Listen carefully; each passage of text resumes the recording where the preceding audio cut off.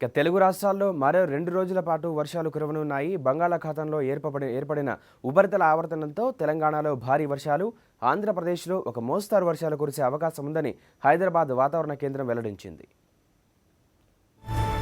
పశ్చిమ మధ్య బంగాళాఖాతంలో మరో ఉపరితల ఆవర్తనం ఏర్పడింది.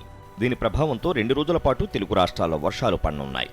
తెలంగాణలోని నల్లగొండ, ఖమ్మం, ఆదిలాబాద్, నిజామాబాద్, కరీంనగర్, వరంగల్ జిల్లాల్లో భారీ వర్షాలు కురుస్తాయని హైదరాబాద్ వాతావరణ కేంద్రం వెల్లడించింది.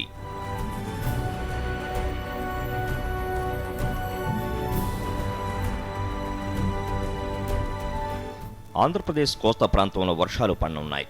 బంగాళాఖాతంలో ఉత్తరాంధ్రకు ఆనుకుని ఉపరితల ఆవర్తనం ఏర్పడింది. సముద్ర మట్టానికి 5.8 నుంచి 9.5 కిలోమీటర్ల ఎత్తులో కొనసాగుతోంది.